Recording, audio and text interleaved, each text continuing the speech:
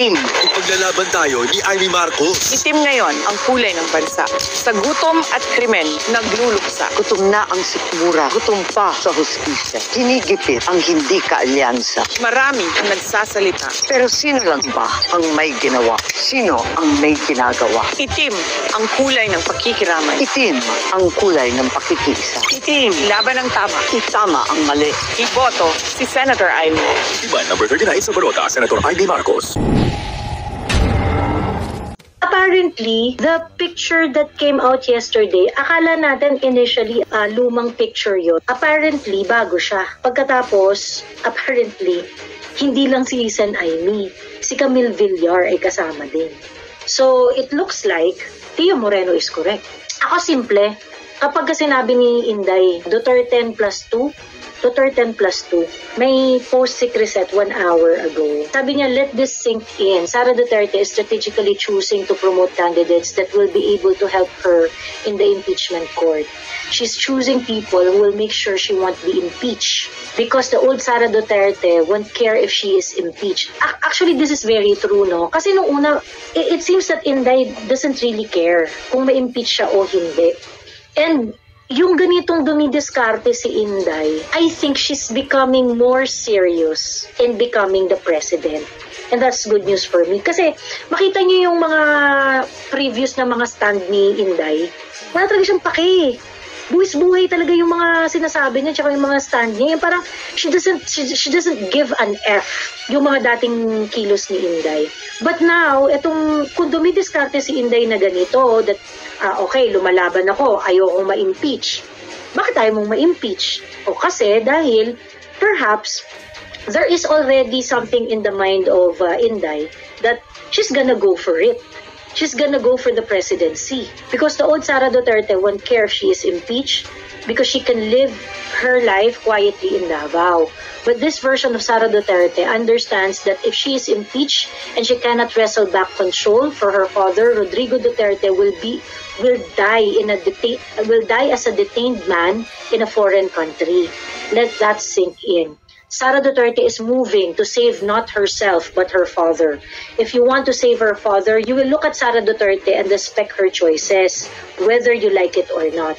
If she is impeached, Rodrigo Duterte languishes in detention, possibly till the end of his life with no powerful family or ally.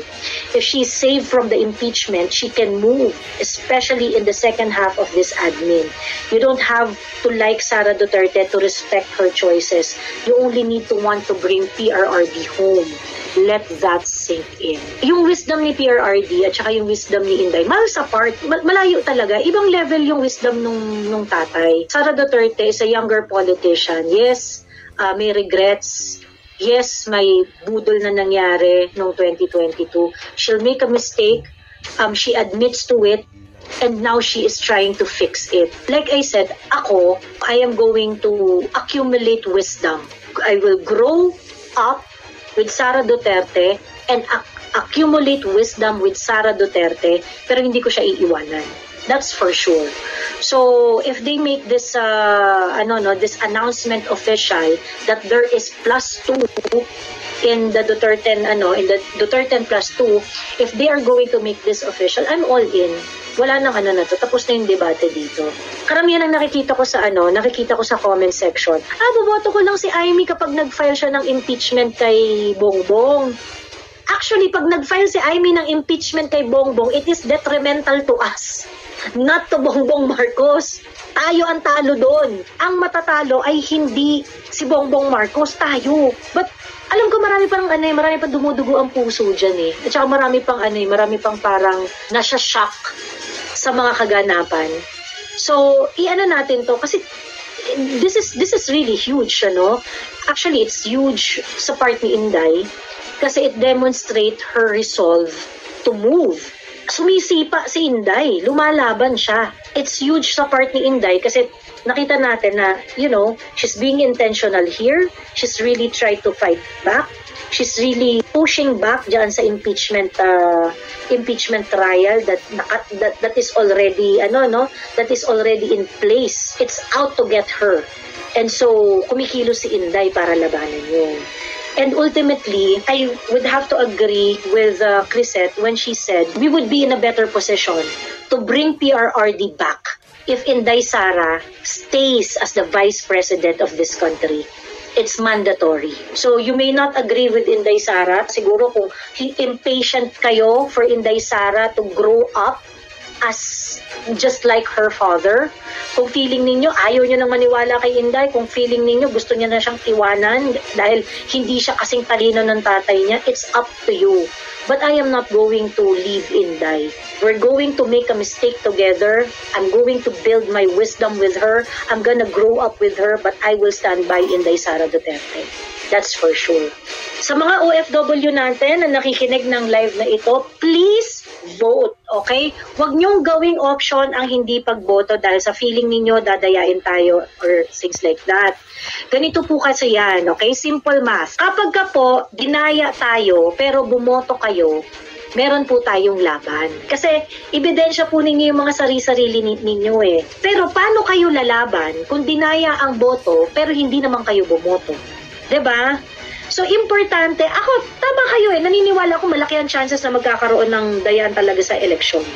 Malaki talaga ang chances because COMELEC is not committed in making this election clean. So, agree ako sa inyo na yung sa inyong takot na baka dayain, ganyan. Actually, malaki talaga yung chance. But, huwag niyong gawing reason yon para hindi bumoto. Kailangan niyo pong bumoto, kailangan kayong umeffort na magparehistro. Okay? Sa mga OFW po, ang inyong registration ay up until May 7. Pwede kayong mag-online registration para makaboto at pwede kayong bumoto up until May 12.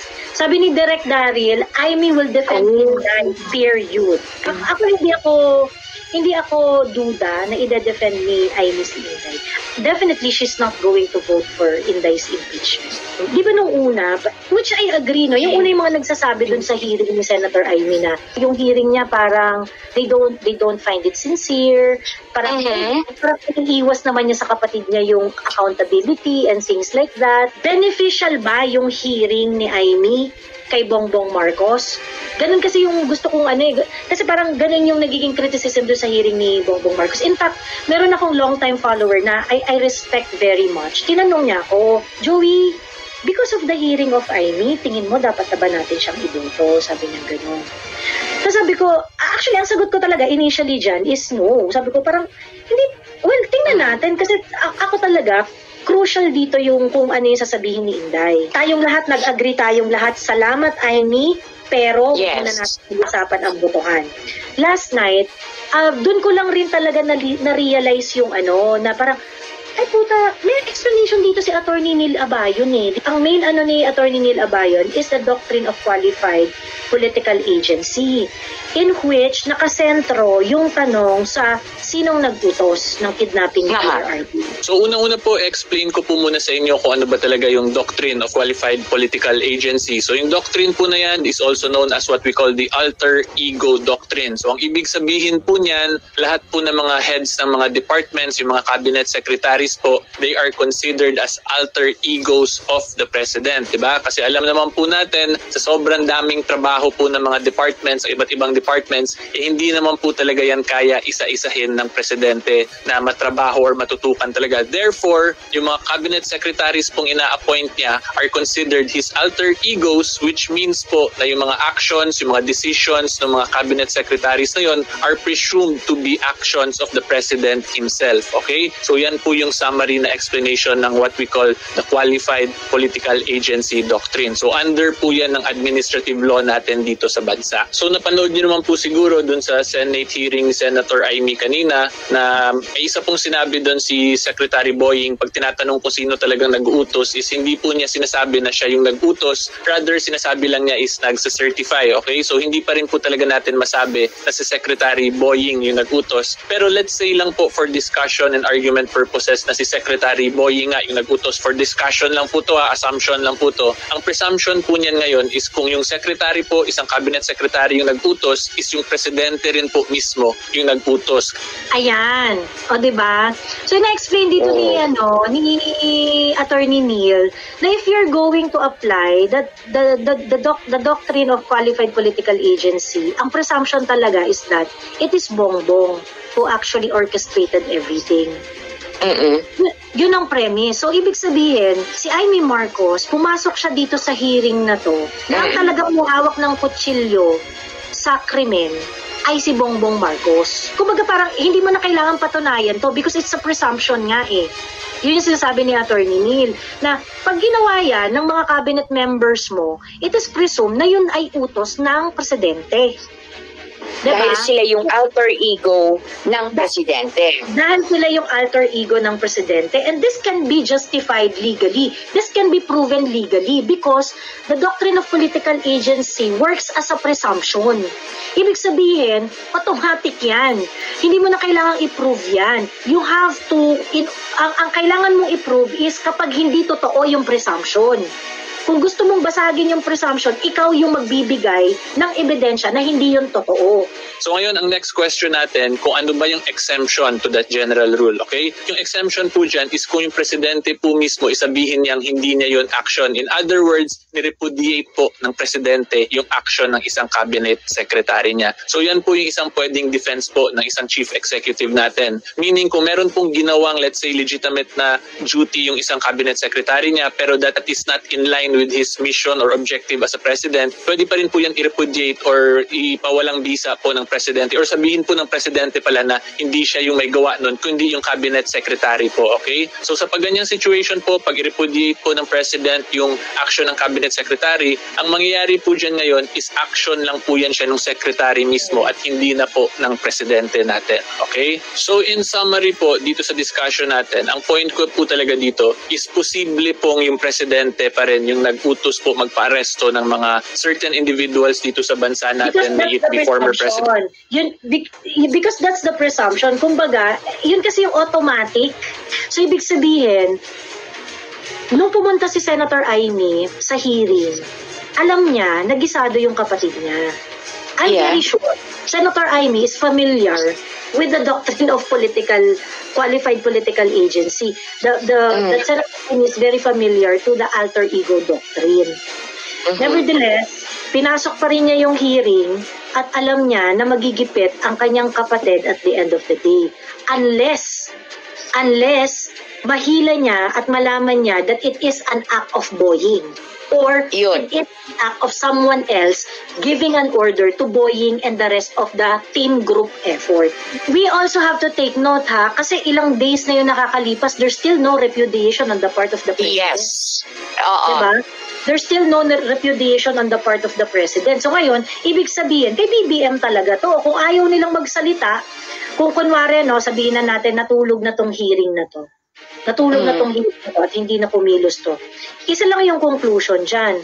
The qualified political agency will operate. So, ibig sabihin, 100% walang duda, ikaw BBM ang may kakutahan nitong mga pangyayaring to.